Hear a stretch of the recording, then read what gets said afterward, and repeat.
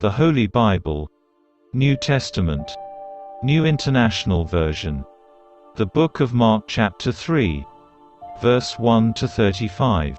Jesus heals on the Sabbath. Another time Jesus went into the synagogue, and a man with a shriveled hand was there. Some of them were looking for a reason to accuse Jesus, so they watched him closely, to see if he would heal him on the Sabbath. Jesus said to the man with the shriveled hand, "Stand up in front of everyone."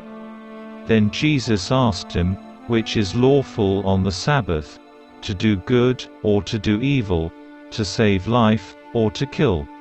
But they remained silent.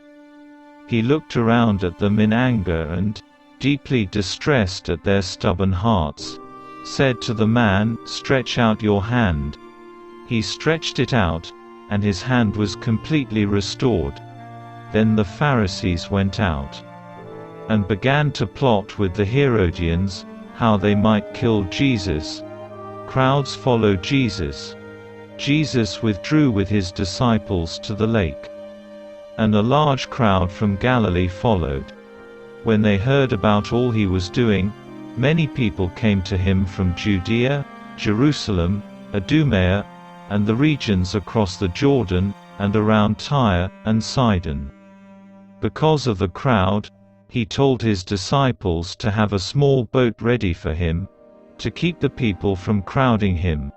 For he had healed many, so that those with diseases were pushing forward to touch him. Whenever the impure spirits saw him, they fell down before him, and cried out, "You are the Son of God." But he gave them strict orders not to tell others about him. Jesus appoints the 12.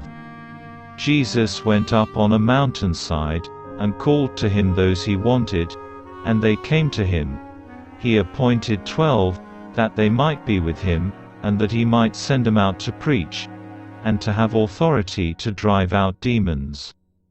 These are the 12 he appointed: Simon, to whom he gave the name Peter, James son of Zebedee, and his brother John. To them he gave the name Boanerges, which means sons of thunder, Andrew, Philip, Bartholomew, Matthew, Thomas, James, son of Alphaeus, Thaddeus, Simon the Zealot, and Judas Iscariot, who betrayed him. Jesus accused by his family and by teachers of the law. Then Jesus entered a house, and again a crowd gathered, so that he and his disciples were not even able to eat. When his family heard about this, they went to take charge of him. For they said, "He is out of his mind."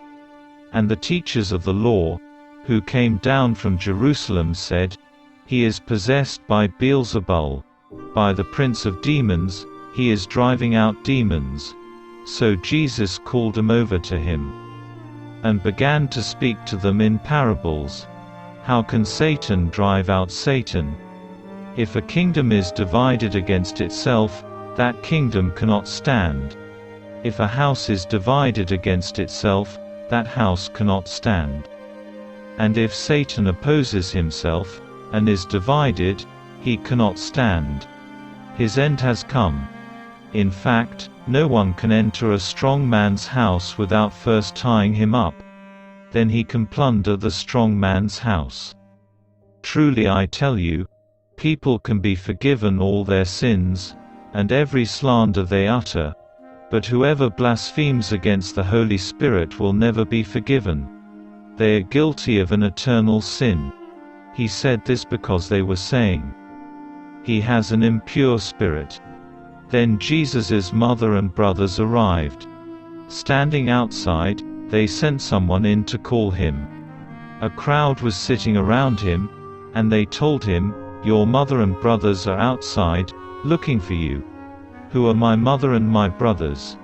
he asked. Then he looked at those seated in a circle around him, and said, "Here are my mother and my brothers. Whoever does God's will, is my brother, and sister, and mother."